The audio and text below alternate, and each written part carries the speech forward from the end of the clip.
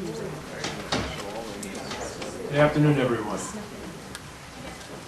Welcome to this forum on organ trafficking and transplant tourism, consequences in a global environment. My name is Francis Delmonico. I'm a professor of surgery at Harvard Medical School. I've been a transplant surgeon for 35 years. And I have an involvement as the Director of Medical Affairs of the Transplantation Society.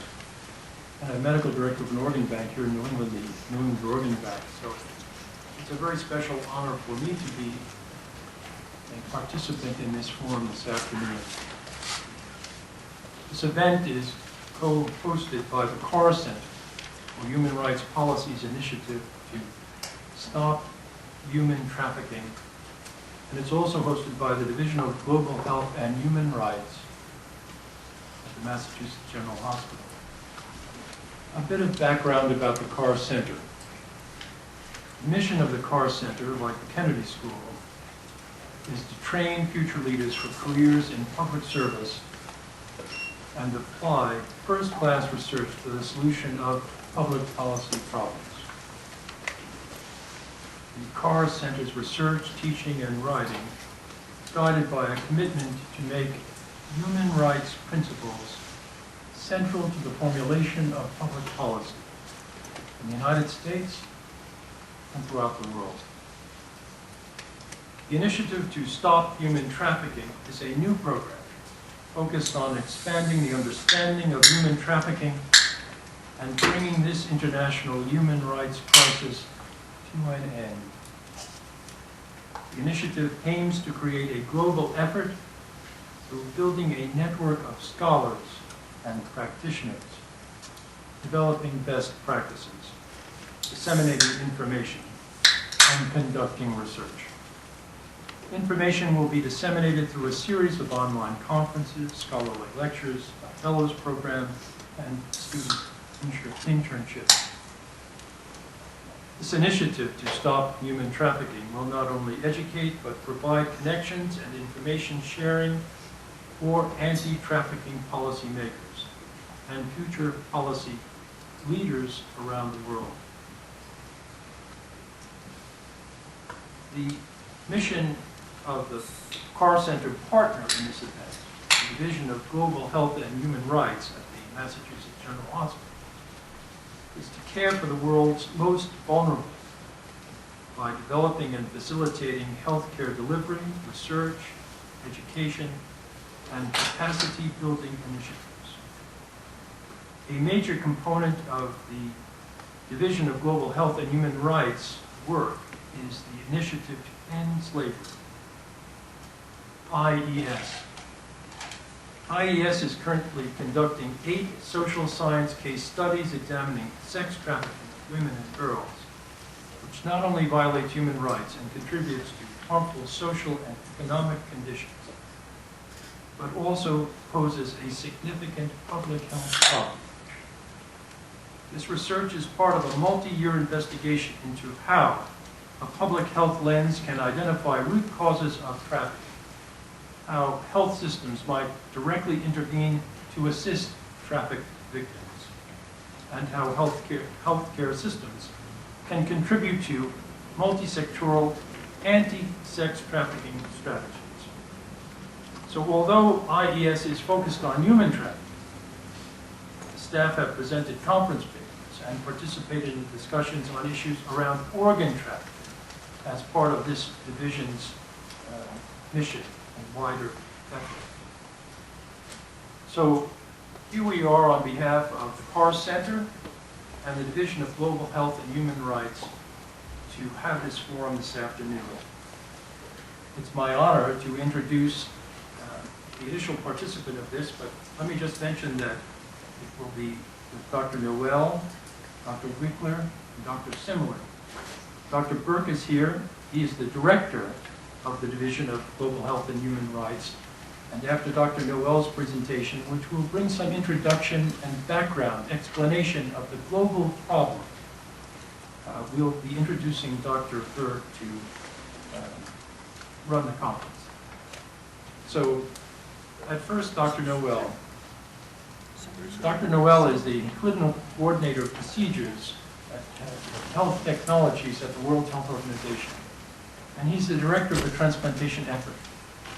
He's had an enormous experience worldwide in consultations in every part of this world, assessing the issues of transplantation, country by country, and developing principles, guiding principles of practice that can be implemented once again in all regions of the world.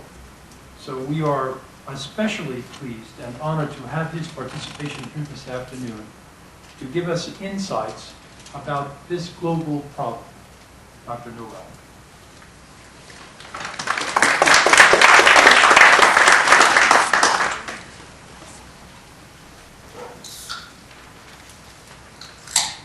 Thank you very much, Frank. Good afternoon. My visit to Boston Harvard has been a source of learning, and I suspect it's not finished. Privilege in any case to have this opportunity. Thank you for this invitation. Can you hear me well? Or would you rather like me to sit down and use the microphone? This way I can see my slide. You can pick the microphone up and just like a singer. Yes. You know me. Long term. Right. Before I come to this, 70% of kidney transplanted in the world benefit to the 26% of the global population in high human development index countries. How many is this? There are 100,000 organs transplanted annually. A little bit more than 2/3 are kidney, 20% liver, 5% heart, the rest lung and pancreas. Brought back to the needs as identified in developed countries, that is barely 10% of the incident cases that could be amenable to transplantation. But there is an enormous gap. We have all heard of the disbalance between supply and demand in organ. It is globally enormous. And inevitably, it led to trafficking and the protocol to prevent, suppress, and punish trafficking in persons, especially women and children, supplementing the UN Convention, define what is done, how it is done, and threats, coercion, abduction, fraud, deception, abuse of power, vulnerability, or giving payment or benefit or benefits for the purpose of exploitation, various forms of exploitation that are very familiar to you in this place, but it includes the removal of organs. Trafficking can be defined as such, but it relates to a family of exploitation. That can start with coercion, the pressure being put on the living related donor, even on a member of the close family. One step further, it's organized, it's what was defined, it is the actual trafficking segment of the population is imposed to provide organs for the other. And transplant tourism epitomizes this in a way because it takes advantage from the global inequity to find populations that are easier to coerce. And transplant tourism is what this cross-boundaries organ trafficking is what is probably easier to access. When we started again the topic of transplantation at WHO, it has been idle between 1991 and 2004. One of the first things we tried to to do is to assess what the situation was in terms of organ trafficking, and transplant tourism was the relatively easy way to access this if you're not a police organization, if you don't have access to investigation or result of inquiries. We could search the scientific literature, the grey literature, the internet, for clue to transplant tourism advertising. And we then had access to the obvious part of transplant tourism. That could do advertisement, the one that could afford to be visible, the one that could take advantage of the lack of legal framework, of loopholes, of weak enforcement in the host country. And Yosuke Shimazono produced a paper that you can find in the December 2007 issue of the WHO Bulletin, after having systematically searched this source of information. He identified four modes of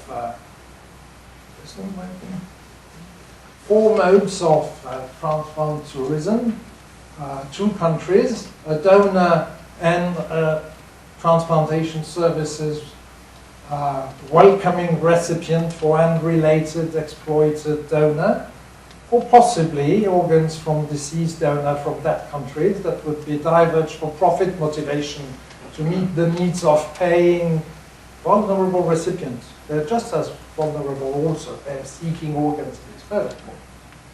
Or the donor can travel to the countries of the recipients, or donor and recipient can travel to a country where they will find the skills and hospital facility to carry out the transplantation. Or both from the same country. He's my cousin. Of course he's not. He's the servant. He's the paid individual who is accepted to pass for the cousin, for the donor. And they would come to country X, preferably an advanced countries with not so well overseen health system, but in which you can gain confidence in and pass the barriers, avoiding that kind of traffic, because they may be weak. Or of course, the actors, the medical team is more or less accomplice to the scheme. And this is obviously not obvious to identify. Yosuke found host countries, major destination. That was work carried out in 2004, 2005. China came first. And in China, the organs sold at the time were those of executed convicts. Pakistan, where facilities were almost developed to provide that service to foreign recipients, with kidneys from poor individual, and we've seen the studies carried out by the Sindh Institute of Urology and Transplantation on these bonded laborers that lost not only their health and but also their psychological balance and their economic status in doing this. Egypt came up, and likewise it is also a failure of the legal system. In India, one could find tracts of ongoing kidney sale, despite the law, but it is well known that the law is implemented differently from one state to the other. And Colombia, where one could have access on easy to find websites on kidney. I think it was 50,000 in case of difficulty, plus $30,000, and livers, short notice, you can get a liver. This was really glaringly abnormal. And on the other hand, our consultation process worked at demonstrating how far it went in the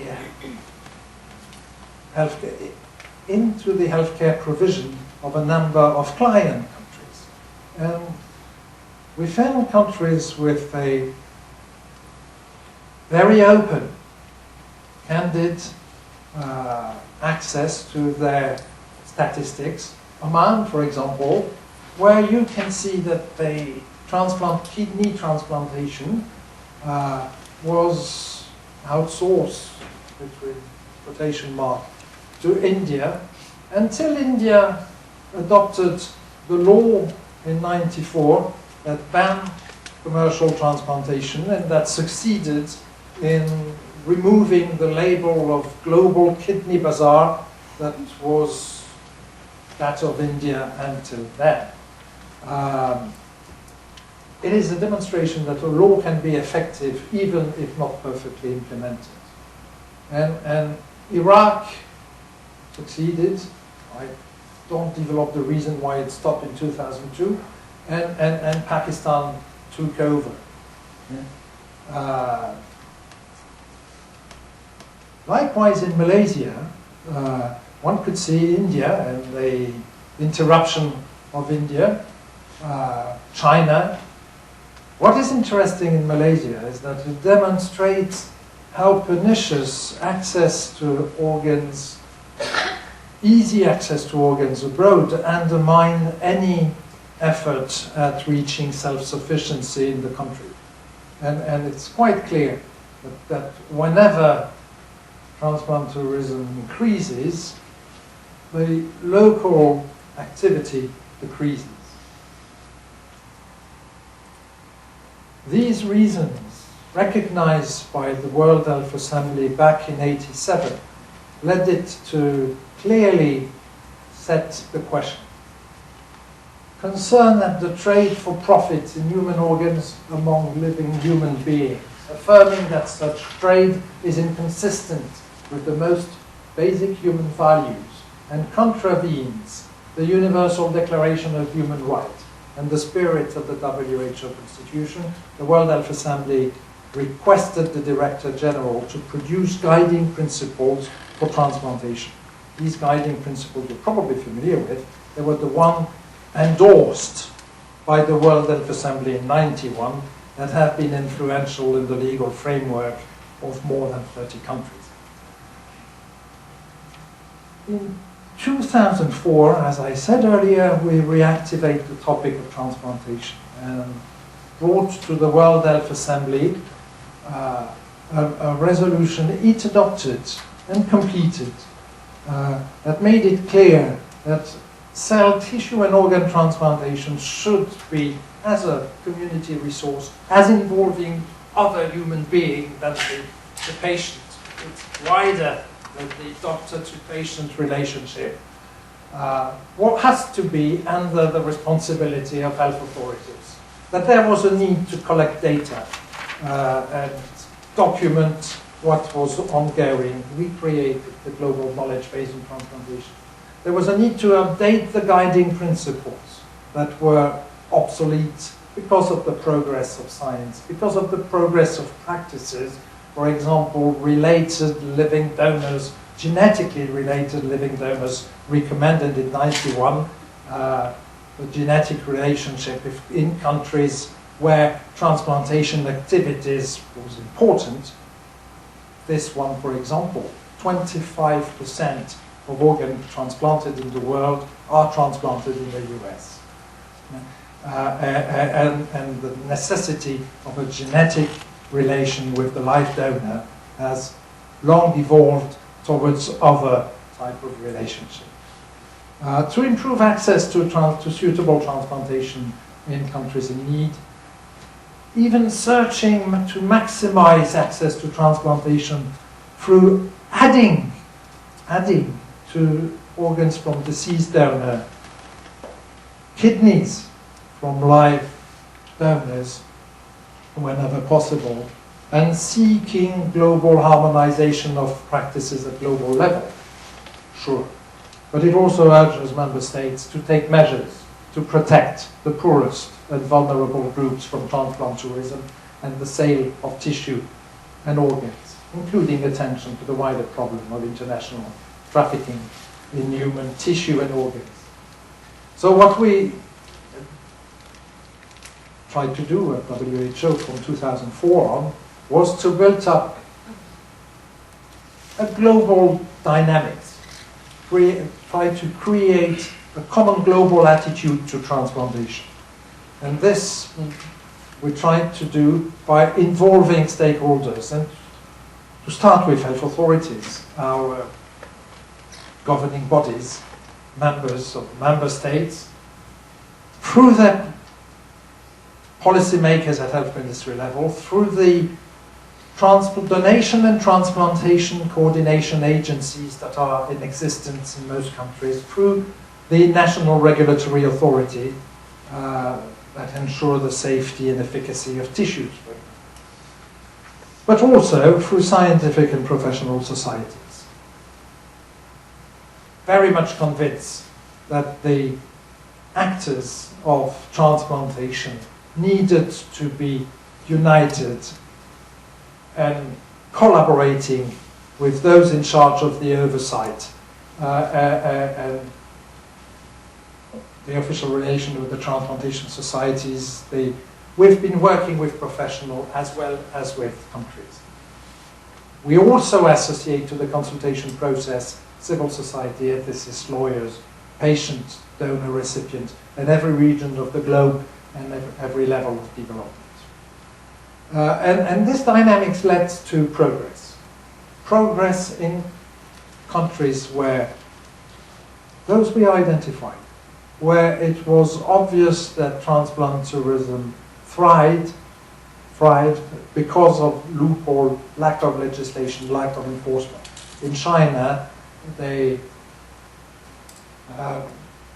adoption by the State Council of the law of transplantation that would ban transplant, that would ban commercialism, create strong regulation of foreign recipients, was a progress, and we are awaiting the law on the death determination on neurological criteria that would help expanding alternative to the use of executive convict. In Pakistan, likewise, a law and its enforcement has been adopted, and the enforcement really was a fight. We've been trying to support the Human Organ Transplantation Monitoring Authority, and it's an ongoing task. In the Philippines, President Arroyo stopped the use of poor Filipinos as source of kidneys for foreigners.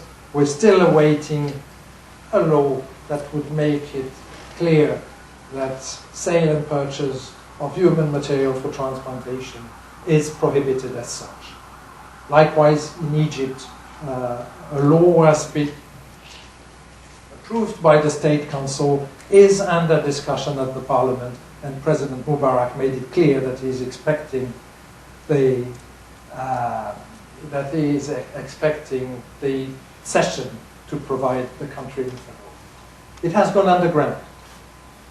The Indian government is cracking down, has been cracking down in 2008 on at least 2 rings of transplant tourism that are criminal and hidden.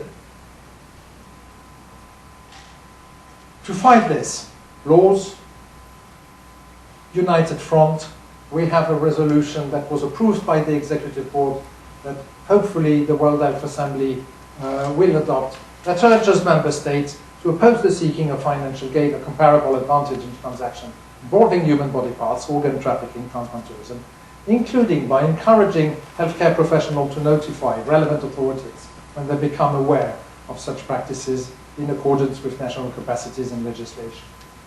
And we have the guiding principles updated resulting from that consultation process.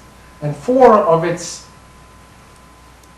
guiding principles are addressing the issues of sale and purchase, including placing the responsibility of the origin of transplant on professional, on the institution carrying the transplant, but also on the payers, insurers. We dream about a binding document that would unite all countries under the obligation to ban, to prohibit that the human body and its parts as such should be source of financial gain. Thank you very much.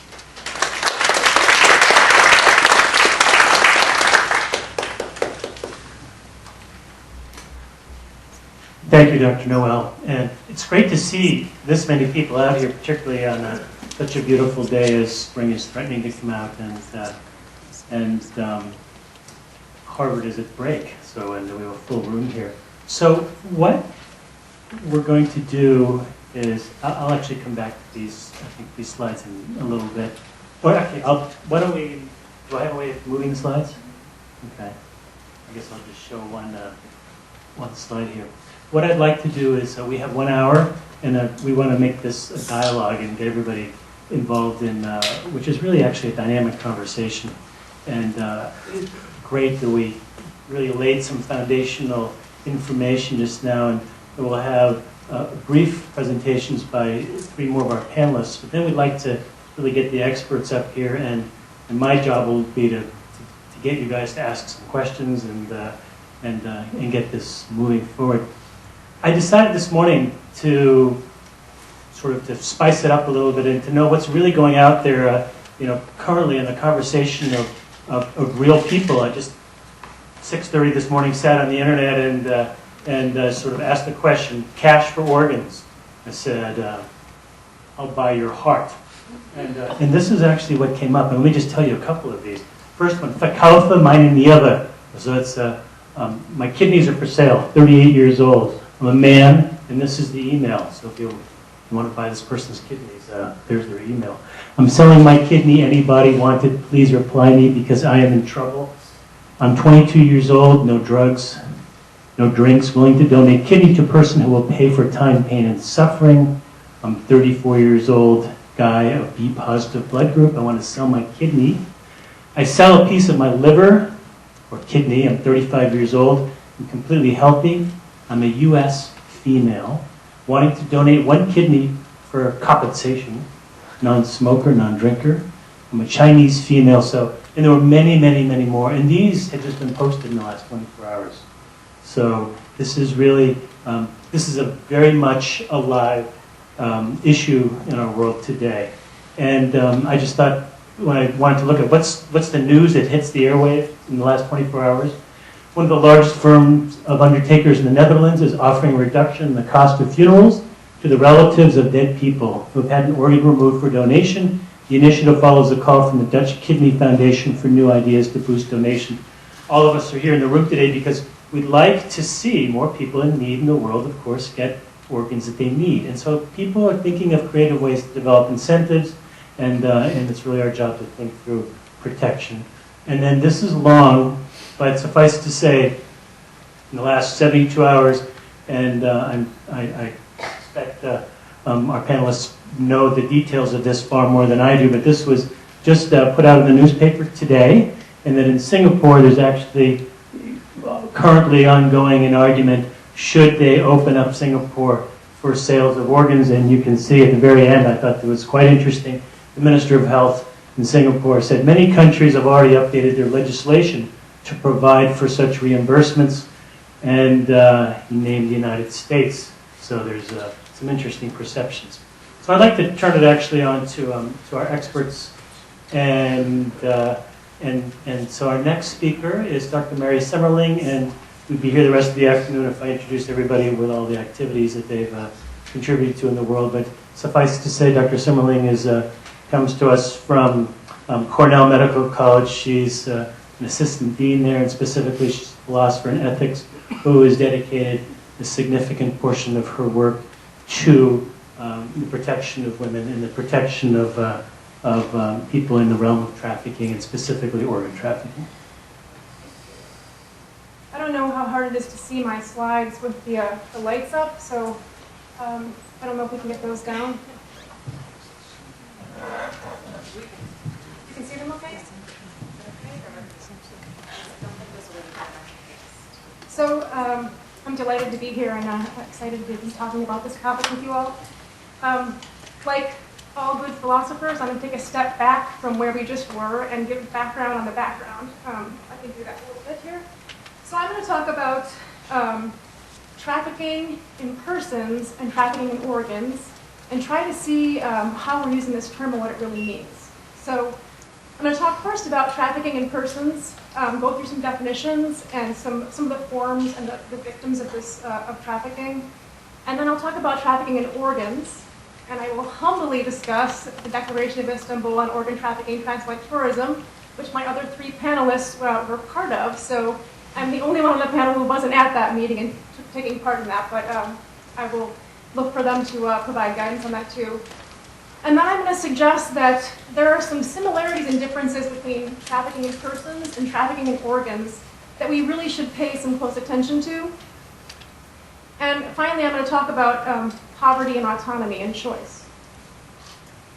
So I just want to start out by saying that I'm working with the premise that human trafficking is a serious human rights violation that we should work to end. So I'm in no way saying that human trafficking is not a serious human rights violation. What I do want to look at is whether or not organ trafficking is on the same plane as human trafficking. So I want to examine the extent to which organ trafficking is analogous to human trafficking, and then suggest these two differences that I think we need to think about here. So trafficking in persons is really considered a form of modern-day slavery. I'll talk a little bit about definitions. I'm using mostly these three documents: the Trafficking in Persons Report, Trafficking Victims Protection Act, and this Bureau of Justice Statistics report from 2007 to 2008. So the Trafficking Victims Protection Act, which is the U.S. federal law, defines human trafficking as sex trafficking in which a commercial sex act is induced by force, fraud, or coercion. And so there we see that there's no consent, or in which the person induced to perform such an act has not attained 18 years of age. So I think that's an important thing to note here. The recruitment, harboring, transportation, provision, or obtaining of a person for labor or services through the use of force, fraud, coercion for the purpose of subjection to involuntary servitude, peonage, debt, bondage, or slavery.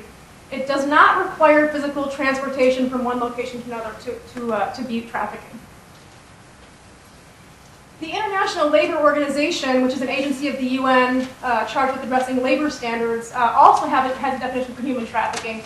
And you'll see that at the bottom of this definition, it's very much like the definitions we just looked at.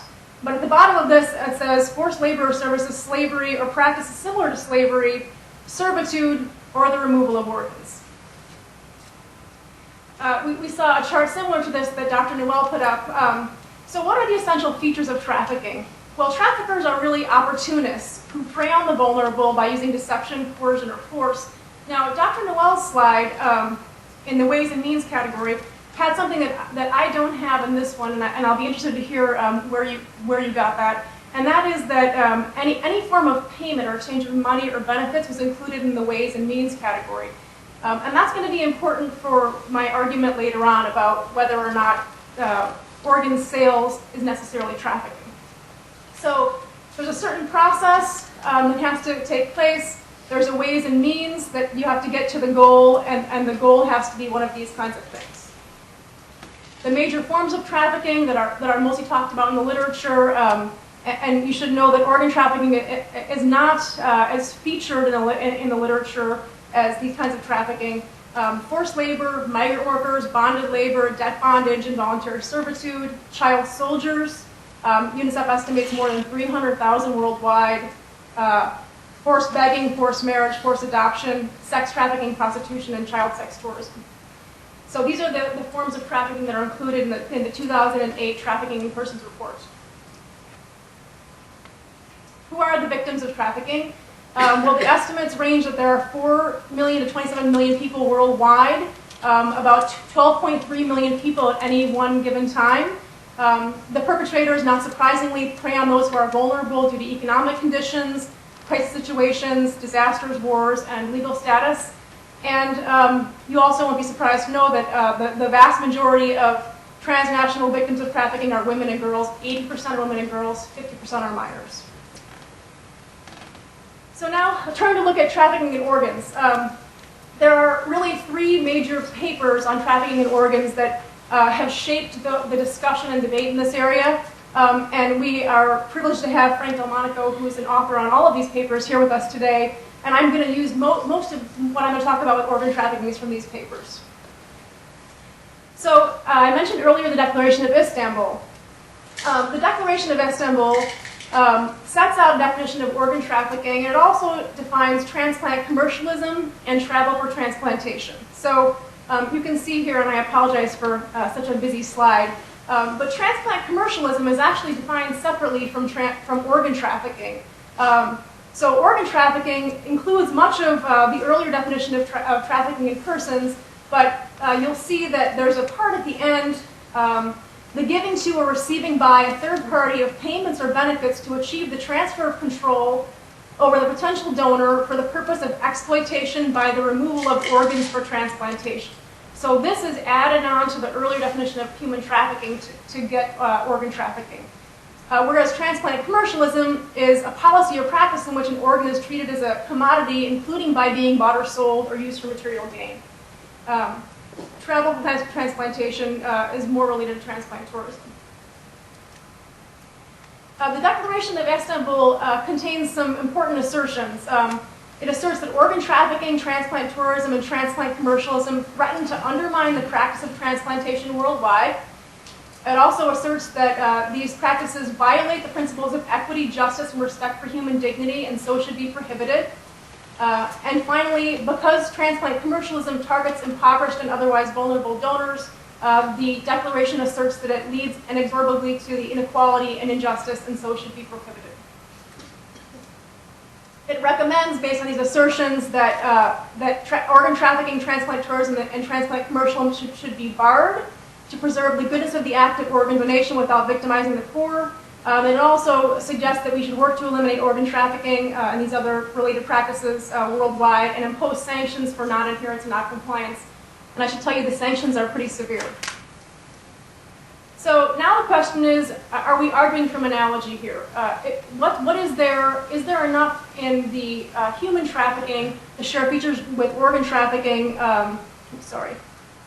How well does the analogy hold up? So we'll look at this chart again here. So what are the similarities and differences? The definition of organ trafficking, as I said before, is more expansive than the definition of human trafficking. And it adds these things to the earlier chart. It adds deceased persons or their organs, which isn't included in the earlier definition of human trafficking. And it adds this important piece about giving and receiving by a third party of payments or benefits to achieve the transfer of control over organs. So two points I want to make about this. The harms to deceased person and their organs. Trafficked persons, I think, experience harms different in magnitude, incidence, and duration than are possible for deceased persons and their organs. Not to say that deceased persons and their organs can't experience harms, but trafficking victims are generally, human trafficked victims are generally considered to have been subjected to ongoing physical, psychological, emotional, and physical violence, including bondage, living in captivity, repeated rape and gang rape, beatings, forced drug use, starvation, forced labor, and this goes on for an extended period of time. So I think this raises the question, by including deceased persons and their organs in organ trafficking, it raises the question of whether or not deceased persons and their organs have human rights. Because if human trafficking is really about a violation of human rights, I think we have to step back and ask this question. One solution we might think of in this way to clarify would be to redefine trafficking in organs so that it applies only to deceased persons and their organs, or to expand the definition of trafficking in persons in a limited way so that it includes living persons who are trafficked for their organs. But that would have to be a change. The Istanbul Steering Committee also asserts that the importance of preserving the nobility of organ donation as justification for the declaration and implementing its recommendations. But I think it's also important to preserve the dignity of trafficking victims, and invoking analogies that maybe suggest minimizing the violence and harm and indignities they suffer may be really unfair to them and may indeed exacerbate their suffering. The final thing I want to talk about is transplant commercialism and what I think may be a little bit of question begging and equivocation with these definitions. So you may have noticed in Dr. Noel's discussion that he really used a lot of these terms interchangeably. Organ trade, commercialism, tourism, and so they're really used interchangeably. And I think we'll go back to the Declaration. It has separate definitions for transplant commercialism, organ commercialism, sales, but they really get run together. The expansion of the means category, the giving to or receiving by a third party of payments or benefits to achieve control, it really makes all organ sales into trafficking, because you have to have a third party there. You can't take your own organs out and transplant them into someone else. You have to have someone taking money, so any kind of commercial organ sales necessarily becomes trafficking under this definition. And because of the stipulation that consent is irrelevant if one of the means is employed, it means you can't freely decide to sell your organs. So the definition has built into itself the fact that all commercialism is trafficking. And I just think that we need a more nuanced understanding of what trafficking is and what commercialism is, and it may be too expansive. Moreover, because the Declaration asserts that all commercialism is exploitative, and because organ transplantation always involves a third party, the definition makes all sales exploitative and commercial and all commercialization trafficking. So I want to suggest that we haven't yet established that all commercialism involves exploitation. We need to step back and look at organ sales and see whether or not we really believe that all sales is trafficking. And I'll remind you an earlier slide I had that said, in that definition by the Trafficking in Victims Act, that if you're under 18, any sex act is considered trafficking. And so it's the same kind of thing where if you can't consent, you're automatically considered to be trafficked. So finally, I want to close by suggesting that we think about the fact that being poor does not in itself mean that one cannot make voluntary choices, even if it may leave one vulnerable in particular ways, and that we should be very careful when we're talking about these definitions and what it means to sell something or to be trafficked and to be harmed.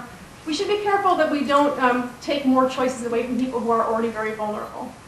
Thank you very much.